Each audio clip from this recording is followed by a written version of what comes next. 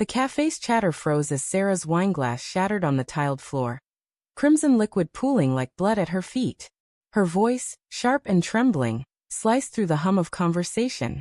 "I'm done, Michael. I can't keep pretending we're okay." My fork hovered midair, a bite of salmon dangling, as every eye in the room swiveled toward us. Her words weren't just a statement. They were a detonation, splintering the fragile normalcy we'd stitched together over months of silences and half-truths. I felt my pulse hammer in my throat, but I smiled, tight and deliberate, and raised my glass.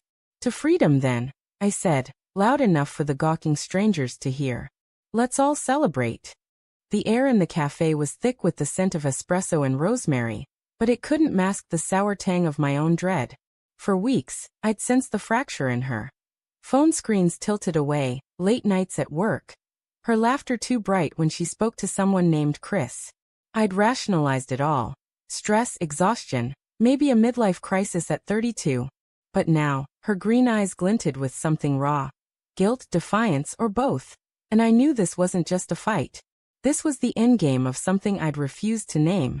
I set my glass down, the clink against the table louder than it should have been. "What's this about, Sarah?" My voice stayed low, steady, but inside, my thoughts churned like storm clouds. Was it the late-night texts? The perfume I didn't recognize on her scarf? Or was I the fool, projecting shadows where there were none?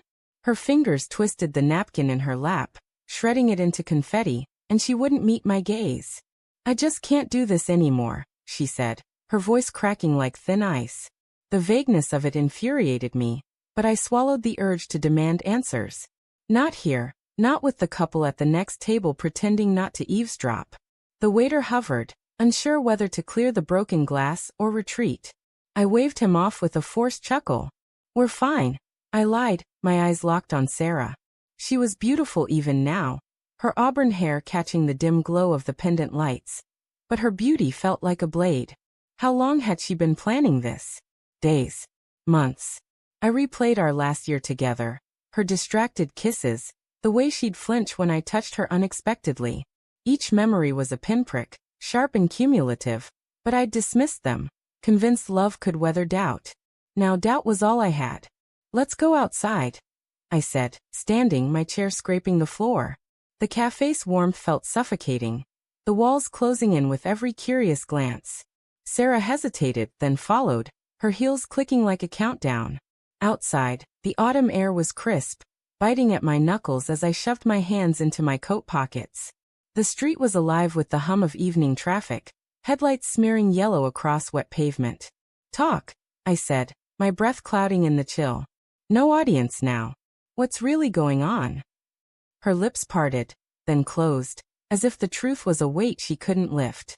"Michael, she stopped, her eyes darting to the sidewalk, where a cigarette butt smoldered in a puddle. "I've been seeing someone." The words landed like a fist, knocking the air from my lungs. My mind scrambled to process it, to stitch together the clues I'd ignored. The client dinners, the new earrings I hadn't bought, the way she'd hum a song I didn't know. "Chris?" I asked, my voice barely above a whisper. She nodded, a tear slipping down her cheek, and I hated how much I still wanted to wipe it away. I turned away, staring at the neon sign flickering across the street. Its buzz filled the silence, a mocking pulse against the ache in my chest. "How long?" I asked, not sure I wanted the answer. 6 months, she said, her voice small but steady. 6 months. Half a year of lies, of her body next to mine while her heart was elsewhere. I wanted to scream, to shatter something the way she'd shattered that glass, but instead I laughed, a hollow bitter sound. "You staged this tonight, didn't you? Made it public so I couldn't make a scene." Her silence was answer enough. I saw it now.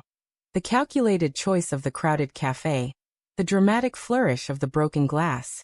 She'd wanted witnesses, a stage to force my restraint. And I'd played along, smiling like an idiot, toasting to my own humiliation. Anger surged hot and jagged, but beneath it was something worse, grief, raw and unmoored.